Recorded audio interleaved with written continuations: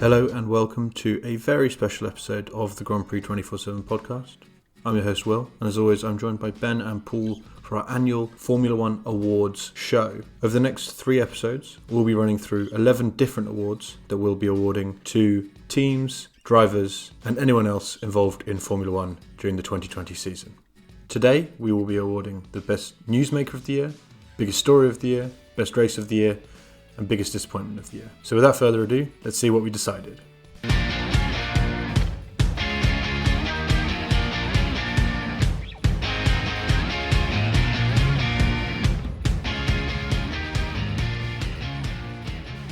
So our first award to discuss is a big one.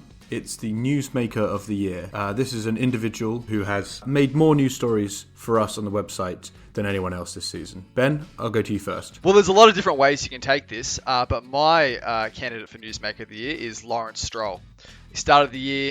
Very start of the year, he bought Racing Point and turned them into Aston Martin. And basically ever since, there's just been non-stop stories coming out of there, whether it's his actual ownership of the team and, you know, the future bringing in Aston Martin as a works team for next year, whether it's the Racing Point car that was very controversial it's come up under his leadership, this whole driver controversy with Lance Stroll, Sergio Perez, and which one of them was going to make way for Sebastian Vettel. And obviously it was Perez, and Vettel came in there. And yeah, I think you add in stuff like that didn't even really eventuate, but kind of kept our site going, like the whole Toto Wolff rumours, which was basically a year-long thing. And yeah, I think Lawrence Stroll has to be the guy. Yeah, that's hard to beat, but I'm going to go Toto Wolff as the Newsmaker of the Year, because really he's the power broker in Formula One right now. And I don't think Aston Martin would be in the situation they're in with Mercedes and all that if Toto wasn't around. I think he's involved, he's got a share in the team, he's a dream maker. He decided whether George Russell would drive or not and changed the course of the driver pecking order immediately. Again, I just feel that Toto at the moment is the most powerful man in Formula One, and because of that, I say on the team side, and I would even say in the Formula One side, I think what he says goes.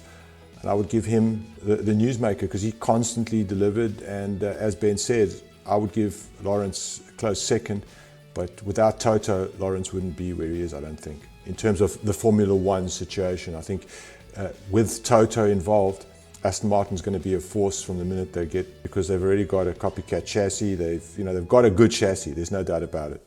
So I'm going to give it to Toto. Bearing in mind that the Newsmaker can't be one of the drivers, I think these are probably the 2 best candidates for the position. For me, I agree with Paul that Toto is just the most powerful man in F1 at the moment. He seems to be at the centre of all the controversies. He seems to kind of have his finger in every single pie. But I do agree with Ben. I think I'm going to go with him. Lawrence Stroll, in terms of just pure stories and pure drama, has to be the winner of this award. He seems to be the one who's made all the driver calls. He seems to be the one who's just kind of mixing things up. It's the kind of chain reaction started by Racing Point that has led to multiple drivers losing or gaining a seat. So I think I'm going to have to go with Ben and agree with Lawrence Stroll. Well, I'm going to then go with you guys because I agree. Although I'll still maintain Toto is the puppet master, but perhaps taking into consideration what you've said, I think also Stroll is the kind of billionaire we want in Formula One. So I'll go with it. I'll say Lawrence Stroll. There you have it. The winner of the Newsmaker of the Year award is Lawrence Stroll. Our next award in the Grand Prix 24/7 awards season is the Biggest Story of the Year. Ben, do you want to get us started off? Sure. There's certainly a lot of different ways you can go with this, but I think just in terms of sheer magnitude for the amount of people both in and out of F1 that this affected, heard about the story, I think it has to be Romain Grosjean's crash at the Bahrain Grand Prix. It was just so dramatic, literally explosive, and it shocked everybody. And thankfully it has a happy ending, but it's an image I don't think any of us would get out of our heads anytime soon. No, I've got to agree. It was one of those things where you're watching on TV and it literally takes your breath away. It was a pretty horrible minute sitting there on the couch waiting to see whether there were going to be some positive images of him getting out the car. And yeah, it really did transcend Formula One, and a lot of credit has to go to the FIA for their safety procedures that have been installed and to the guys who helped get Romain out of the car. But yeah, that was a huge story this year. and I think one that we'll continue to hear the repercussions of going forward. Paul, who's your nominee? Well, I'm going to go out the box here and say COVID-19. I think COVID-19 not only revolutionized Formula One, it revolutionized the world.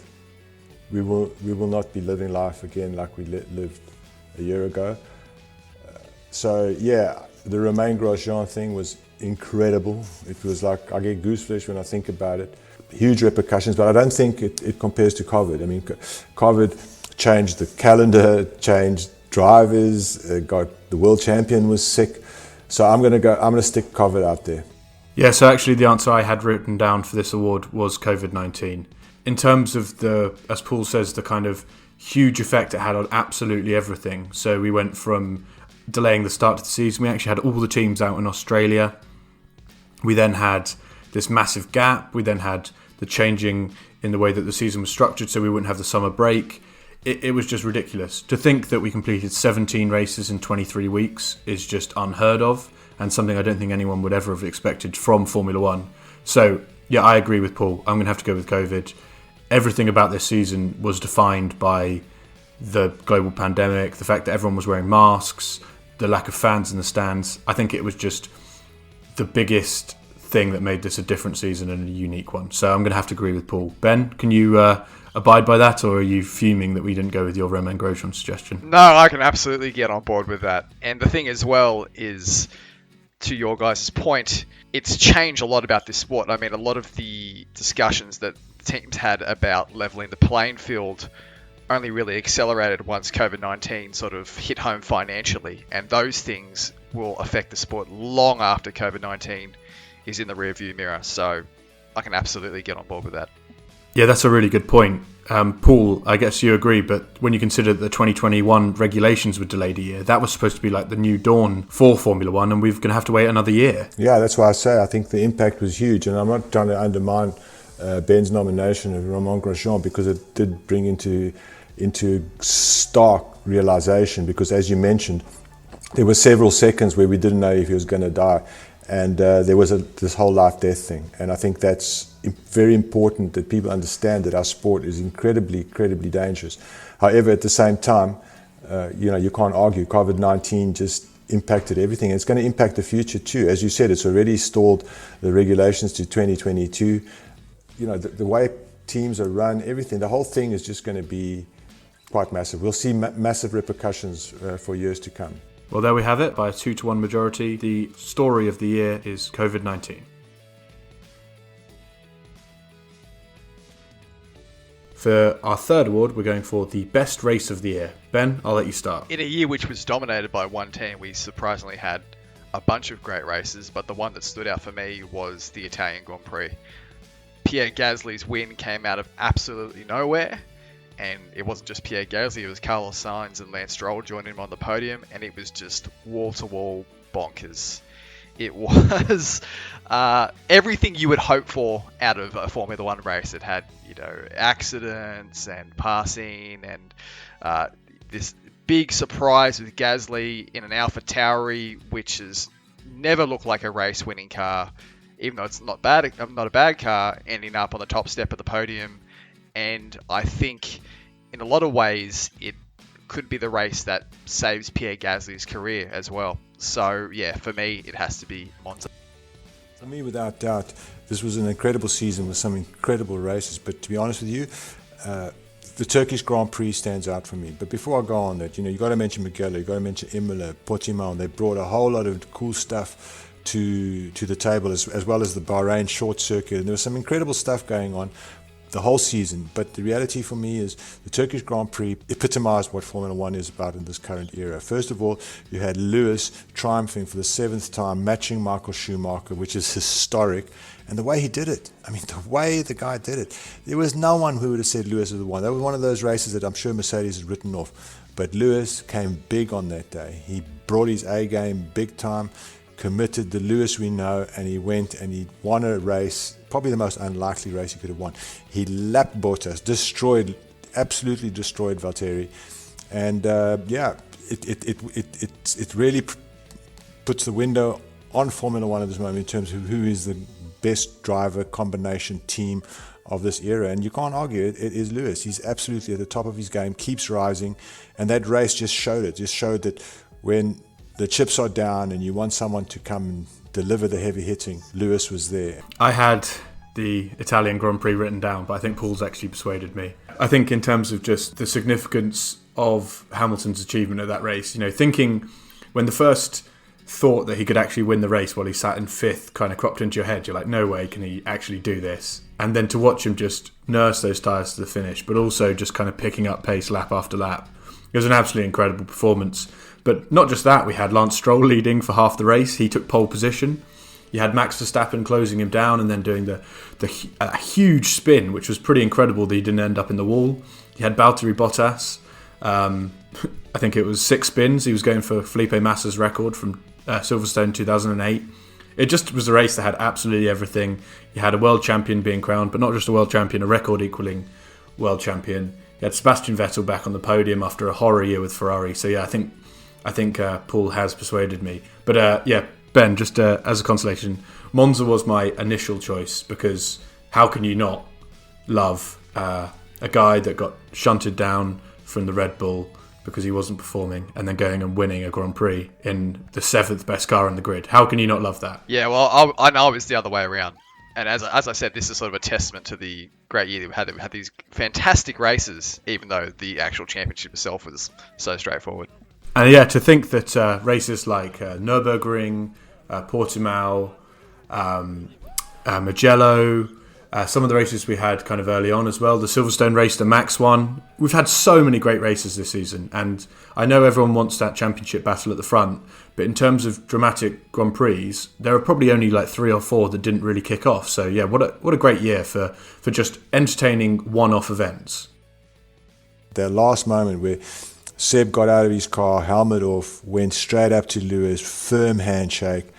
That to me was just absolutely stellar. And on an afternoon where we had Sergio Perez on the podium, and I'd argue that was when people started to take note and say, this guy is leaving, we better keep him in here somehow, and he's at Red Bull. And Seb, of course, got a much needed podium after a horrific season for him out at sea, and it was good to see the 3 old school boys on the podium and showing that, yes, the youth is fantastic and we love them and they must come, but there's still guys that have a lot to deliver at the highest level. And that afternoon in Turkey provided a nice wake-up call for everyone in Formula One. First, Lewis is big. Lewis is great. Lewis is the greatest of this era, there's no doubt. B, sportsmanship, Seb, amazing. Race, conditions, everything happened in that race. And, of course, the 7 titles. So, to me, it's a no-brainer. No, that was a very touching moment, and definitely one of my kind of abiding memories of this season. So there we have it. Our race of the season is the Turkish Grand Prix. Yeah, what an incredible day. I can't wait to watch the race, to be able to relive it. I think hopefully all the fans enjoyed that. I know I can only tell you that been good in the rain before, but I've never driven on ice. And today it was icy, and it was such a mental challenge to not make a mistake, to not drop the ball, and it was very, very difficult from the get-go. I had a really good start, but the tires were not switching on, and I was struggling and lost a lot of ground. Then, stuck behind Seb, and he's pulling away, and I was with him for a minute. I couldn't pass him, and I was saying before there was in one side of it, I was like happy that he obviously had such a good start because he was much further back. So good for him. It's good to see him doing well, because he's such a difficult year. But on the other side, I'm like, damn, it's a pain in the ass. I can't get past this guy. But it was nice to have that battle with another champion who I highly respect. Then he pulled away, and then didn't really understand why. But I just keep your head down, figure it out, find change lines, figure something out to pick up, do anything you can to close that gap. And all of a sudden I started closing it, and then I started to realized actually, hold on a second, we're quicker. We are both quicker than the front guys. The race is on, and yeah, mind blowing. And I think the last few laps particularly were really. The last 3 laps were definitely like the most special I can remember probably in my life, in the sense of the emotions that I was experiencing, knowing that if I finish in this position, I'll be champion, and not only champion, but this is number 7. It's so big. It was the impossible dream that I thought of as a kid, and there were times that we didn't know if we were going to get here or be in Formula 1 or have even just the one championship. There was a period of time I didn't have another championship for a long time, and then I moved here, and what a whirlwind it's been. And I felt myself getting better. So I really, really enjoyed today, and I'm so grateful to all the guys, because they take a lot from me as I try to push them to be better in themselves, push them so they can push me to be better, and yeah, couldn't have done it without this great group of people. One thing I really, really want to do, and this year, the thing that I've missed a lot, apart from seeing the fans, is going back to the factory and seeing my team. And that's something I've really, really missed. And I think in life, you don't appreciate things as much until they're not there anymore. And I think this year I've really noticed that, like, everyone's working through such difficult times, and we're so detached because we don't get to see each other and congratulate each other. But I really want to send a message of love and thanks to every single person in our team. There is not one person in this team is more important than the other, and you're such a talented and passionate group of people who you will not realize, but when I see you, when I do get to go to the factory, and when I do see you, and when I see what you've created, that I get to go out and drive, you guys inspire me to be better, be the driver that you deserve. And so yeah, thank you so much. I hope you're staying positive, and thank you for helping me achieve my dream. I couldn't have done it without you all, and I hope you realize that we have together created history, and that's something to be really proud of. So I'm so proud of you all. Stay safe, and let's keep going. We've got more to do, so we've got to keep building, keep believing, and yeah.